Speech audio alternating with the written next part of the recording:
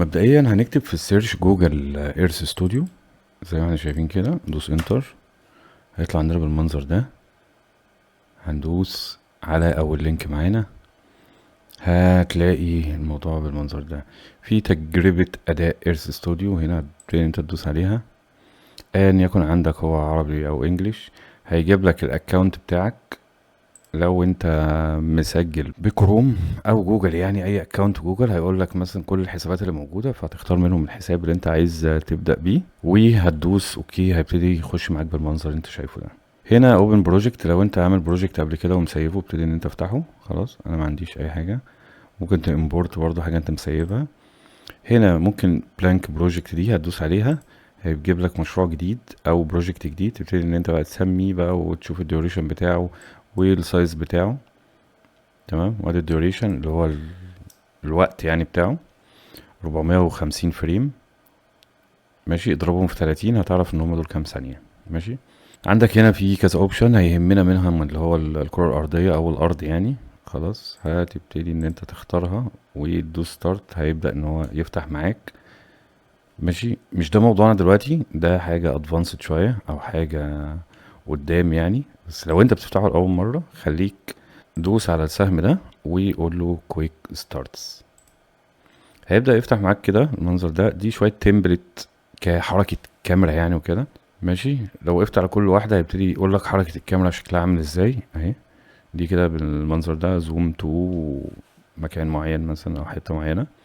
هنا بوينت تو بوينت، هي شرحة نفسها في بوينت يبتدي ان هو يبقى باص عليها ويروح لبوينت تانية. خلاص، دي كده كده الكي فريم بتاعت حركة الكاميرا هي مظبوطة. ماشي، كل واحدة من دول هتبتدي ان انت تبص عليهم وتشوف ايه الحركة اللي انت بالنسبة لك انت عايز تستخدمها. خلينا على سبيل المثال تعال نختار دي. ماشي، بقى لونها ايه؟ الاطار بتاع لونه ازرق. اقول ستارت.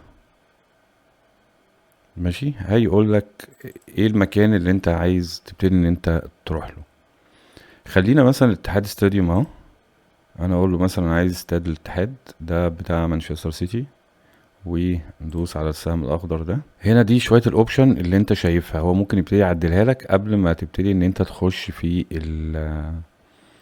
البروجكت بتاعك على طول. خلاص، الحاجات دي انت ممكن تبتدي ان انت تغيرها. بس عامة انا لما كنت بحاول ان انا العب فيها او اغيرها فبلاقي حركة الكاميرا بقت متخلفة وبتعمل حاجات غريبة يعني، فبقيت اسيبها واخش اعمل اللي انا عايزه من جوه. فهندوس على السهم الاخضر دوت، فهيبتدي يعرض لنا هيبقى الشكل البروجكت بتاعنا عامل ازاي. هنا بس اخر حاجة بيقول لك اختارها دي 25 ثانية. ايه الديوريشن يعني، شوف انت عايز تختار كام ثانية. خلينا مثلا خليه 25 او خليه 20 مثلا. تمام، وهدوس اوكي. خلاص فتح معانا كده، ده البروجكت بتاعنا. ابتدي من زيرو اهو. ادي حركة الكاميرا. ده عادي هيروح في هو ده بس عشان هو مش مكيش يعني. بس لما هتيجي ترندر او تيجي تخلص يعني تصدر الفيديو بتاعك او تعمله داونلود هيبقى تمام اهو زي ما احنا شايفين بالمنظر ده.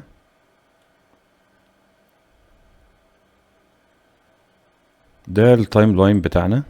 ده التايم لاين اللي فيه الكي فريمات. تعالى نفتح دي شوية فوق كده. خلاص، دي الكي فريم. هنا هو واخد كي او واخد زي يعني الناس اللي هي اشتغلت على اي سوفت وير مثلا زي افتر افكت، زي بريمير، زي اي حاجه يعني في كي فريم فهيبقى فاهم. كاب كات برضو اي حاجه دلوقتي بقى فيها كي فريم. يعني هنا مثلا انا بقول له حركه الكاميرا بال واخده الكي دوت او الفاليو دي. تمام، اما راحت هنا بدات تاخد فاليو تانية عشان من هنا لهنا بدات ان هو يبان الحركه بتاعتنا. خلاص، وهكذا وهكذا وهكذا. في نقطتين صفر هم لو انتوا شايفينهم. انا لو انا عايز في الاخر اعمل اكسبورت او اعمل ريندر من ديوريشن معين، يعني انا كنت مختار مثلا ديوريشن كبير وخلاص انا محتاج مثلا حركه مثلا من هنا لهنا. خلاص، ممكن تبتدي تاخد النقطتين الصفر دول. بص الماوس اتغير ازاي اهو، ابتدي اسحبهم كده اهو. اقول له مثلا انا عايز من هنا واخري مثلا الفريم ده. تمام، فهو هيبتدي لما تيجي ترندر في الاخر هيرندر لك دول بس. بس انا مش عايز كده طبعا. ادوس كنترول زد عشان اخد الديوريشن بتاعي كله اهو. فبقى عندنا بالمنظر ده. انا في النص هنا مثلا انا حابب ان انا اديله كي معينه. خلينا بس نبص على حاجه. شايفين الكي اللي هنا دي اللي هي الزرقاء اهي؟ هنا مثلا اهي زرقاء بس هي من جواها فاضيه، ماشي؟ فدي كده مش واخده كي فريم. انا لو دوست هنا خلاص هو خد كي فريم، ماشي؟ بس هدوس كنترول زد، انا مش عايز اخد اديله كي فريم هنا. انا ممكن اجي مثلا عند 120 واجي اقول له مثلا انا عايز ازوم شويه كده بالسكرول كده، ابتدي ان انا اخش شويه كده في المشهد يعني، وابتدي ان انا اديله كي هنا. ولو عايز اديله كي في كل الحاجات الاوبشنز اللي عندي هدوس هنا كله خد كي، ماشي؟ اهو تعال نبص عليها كده، حركة الكاميرا هو عمل زوم اهو، بس هيبتدي يرجع تاني عشان الكي التانية اهو. بص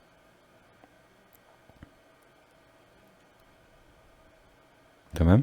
فدي حاجة ترجع لنا على حسب نظرتنا للموضوع او احنا عايزين نطلعه شكله عامل ازاي، ماشي؟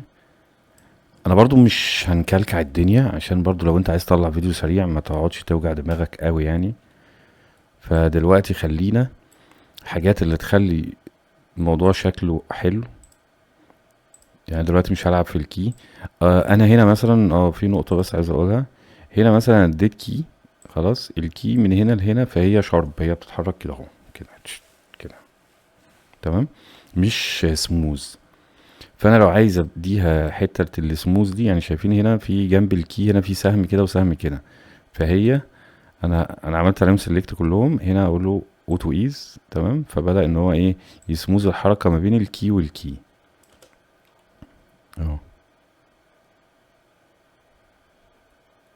تمام. تعالوا اقول لكم برضو على حاجة شكلها برضو جمالي. هنا لو دوست على اد اتريبيوتس، خلاص عايز اضيف اتريبيوت جديدة. في عندك هنا ده ديبس اوف فيلد، تايم اوف داي لو انت عايز تغير الوقت، الكلاودز والاوشن اوفرلاي، 3 دي بيلدينج. خلينا مثلا ناكتف ال 3 دي بيلدينج والكلاودز. لا اظن احنا مش جايين من بره الكوكب يعني، فتمام يعني. تايم اوف داي دي احنا ممكن نغيرها. فبدأ ان هو ايه، الدنيا قفلت معاك كده، ما تقلقش يعني. تعال ندوس دان ونرجع للتايم بره. هتلاقي دلوقتي ايه الساعة 2:44 اللي هو 2 الفجر. فانا دلوقتي ممكن اغيرها، خليها مثلا 3 العصر. 3 ممكن خليها 3. 3 العصر دي اللي هي الساعة اظن 15، هي 15 00. ماشي تعال نخليها 12 الظهر، 12 في عز الشمس، ماشي؟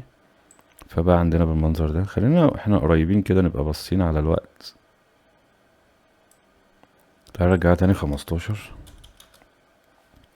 فبدأ ادانا حتة سينماتيك كده شوية يعني، فاهمني؟ فاهمين قصدي؟ دي برضو ترجع لكل واحد يعني، إن مش عاجبك الجزء ده فعادي غير الوقت براحتك اللي انت عايزه يعني. ممكن تغير التاريخ كمان يعني. مش عارف انا ممكن اغيره ليه بصراحة يعني. ممكن تخليه في شتاء، ممكن يبقى فيه سحاب اكتر وكده، فالدنيا تبقى شكلها احلى. دي حاجة ترجع لكم. فتعال نخليها 12 الظهر تاني مثلا. 13 فرقتش كتير. تعال خد 16. لا قفلت خالص، مش 15. انا عاجبني الوقت ده بصراحة يعني، فخلينا 15 زي ما احنا. خلينا اللي هو الساعة 3 العصر. فبقى عندنا دلوقتي الشوط بالمنظر ده اهو،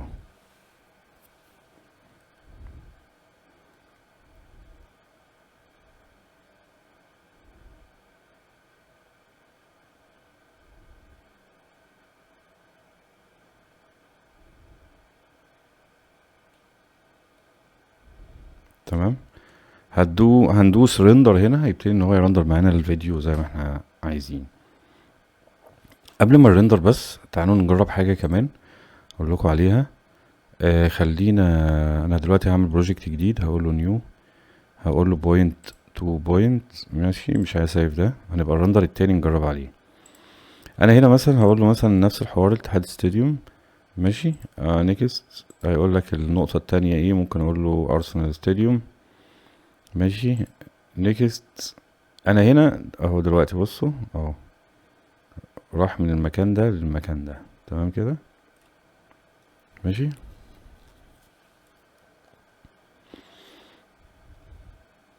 فبدأ ان هو راح من المكان ده للمكان ده اهو، بالمنظر ده. ممكن اقول له خلي دي هنا كده، سنطرها كده شوية اهو. يا عم سنطرها يا عم، مالك يعني.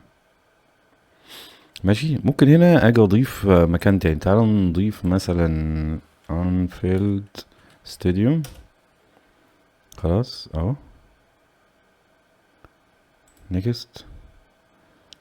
تعالوا بقى كده هنشوف هو راح من هنا لهنا، بعد كده هيرجع للانفيلد. بس رايح اخر الكوكب يعني.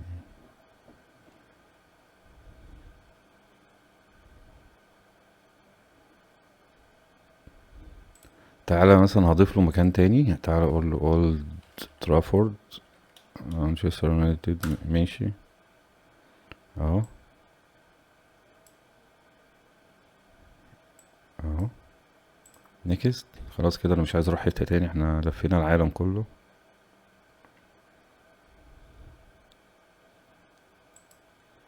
بس اهو ما عندنا بالمنظر ده. تعالوا نتفرج عليه مع بعض كده اهو.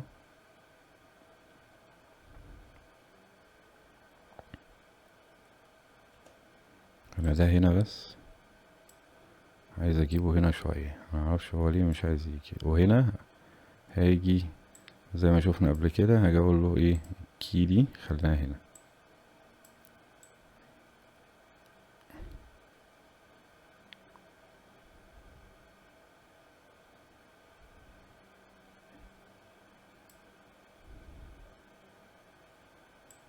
تعالى هنا برضو اهو، خد كي هنا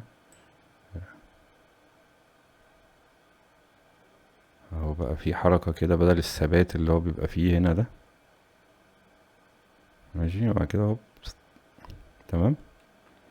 خلينا بقى ايه، تعالوا نعمل في ده نفس الموضوع اللي عملناه المرة اللي فاتت. وتعالى على فكرة برضو في حركة صايعة على حسب برضو كل واحد ودماغه. انا هنا مثلا هنا انا ممكن اجي اديله كي هنا في الوقت ده، واجي مثلا لما يروح هنا تكون مثلا فين الكي بتاعت الحركة اهي. لما نوصل هنا تبقى الساعة 12 الظهر مثلا خلاص هو خد كي اهي اهو، في التايم خد كي. ماشي اهو. تعال نبص عليها. الشمس هتطلع احنا رايحين هناك. تمام. دي برضو ترجع لكل بني ادم، يعني هو عايز يعمل ايه في الموضوع. طبعا الكاميرا انا ممكن احركها في اي مكان وابتدي ان انا اديها كي برضو وخلاص زي ما احنا اتفقنا. لو جينا بصينا هنا شايفين النقطتين الصفر دول او الكي الاصفر ده. الكي الاصفر ده هو بيقول لي هنا انت عملت حركة للكاميرا في الاتريبيوت ده اللي يخص الكاميرا روتيشن، بس انت ما اديتش كي، فانت عايز تدوس كي ولا لا. خلاص انا لو اتحركت ورجعت لنفس الفريم تاني هي راحت خلاص. بس هو ايه، هو بيحاول يفهمني ان في حاجة انت عملتها هنا لو عايز تديها كي تمام، مش عايز خلاص. فانا هاجي اقول له لا انا مش عايز ادي اي كي ولا اي حاجة، زي ما احنا كده يا معلم انا كده تمام. تعالوا بقى ايه، ندوس نشوف الريندر هيبقى عامل ازاي. انا هاجي هنا هدوس ريندر. خلاص فهيبقى عندي جزئية الوتر مارك دي. الوتر مارك دي يعني حاول ان احنا نراعيها، هي كده كده لازم تبقى موجودة. هو ما فيش اوبشن ان انت تشيلها. فناجي هنا ممكن نيجي نقول له مان سيتي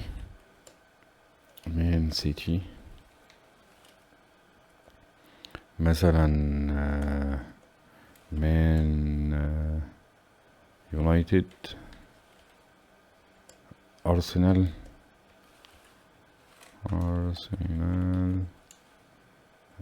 كان في ملعب كمان احنا حطيناه، مش الثلاثية، حطينا 3 ولا 4، ما علينا يعني. تمام. فانا هنا قلت له بقى ايه، انا هنا اديت اسم للفيديو بتاعي.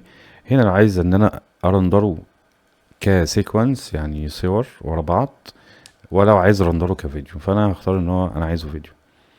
هنا بيقول لي الفريمز انت عايز من فريم كام لفريم كام، زي ما قلنا المره اللي فاتت. لو انا عايز ديوريشن معين او جزء معين من على التايم لاين، هبتدي ان انا اقول له انا عايز من فريم كذا ستارت واند من فريم كذا وخلاص. خلاص، وده الريزولوشن بتاعي.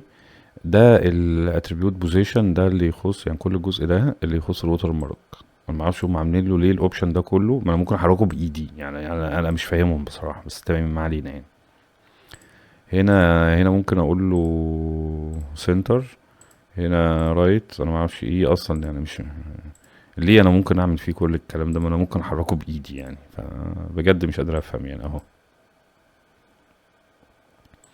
انا هنا هقول له ليفت، ليفت بس عشان ايه، هنا التكست دي ان هي شايفين المربع ده، خلاص هي بتالاين شمال ولا يمين. انا هنا بقول له مثلا شمال، لو جيت قلت له يمين رايت يعني، اهو بص هتبقى فين، عامله الاين على اليمين.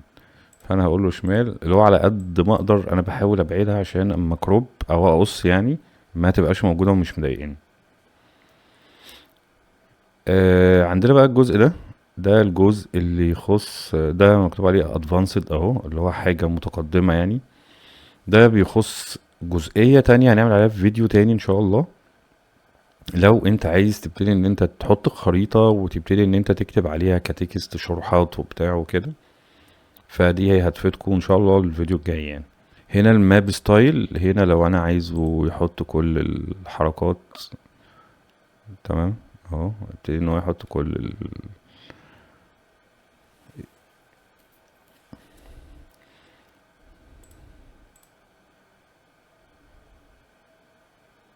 هو كاوبشن لو انت عايز تحطه، مش عايز تحطه خلاص.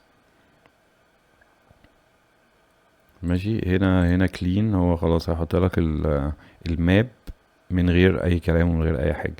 تكتشر كواليتي، هنا لو عايزها هاي هيطلع لك مثلا اعلى حاجه في الكواليتي بتاعت التكتشر بتاعت الصور يعني، صور الخرايط. وعايزها عاديه مش محتاج كل الكواليتي دي، فاقول له عاديه. كده كده مش تفرق معاك في حاجه يعني. ودي اللي تخص ال 360 سفيريكال، اللي هو بتاعت النضارات الفي ار وكده. ماشي، انا كده كده مستخدمتهاش فمش شاغل دماغي بيها. فانا هاجي دلوقتي ايه، هقول له سبميت. ماشي، هيبتدي ان هو يخ... ما يخلص هو هيعرفني، هيبعت لك على الميل لينك ان انت تداونلود منه.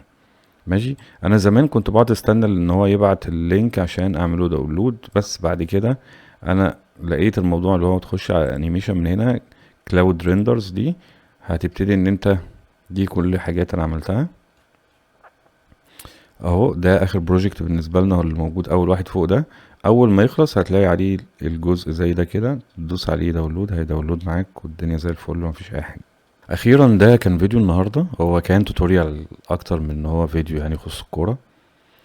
فاتمنى لو عجبك تعمل لايك، ولو حاسس ان هو ممكن يفيد حد تاني من صحابك من اي حد يعني، يا ريت تشيره.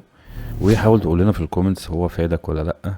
ولو في حاجات برضو حابين ان انتوا تعرفوها يعني، يا ريت تقولي في الكومنتس، ونحاول ان شاء الله ان احنا نعملها في فيديوهات جايه. كان معاكم محمود فاروق، والسلام عليكم ورحمه الله وبركاته. سلام.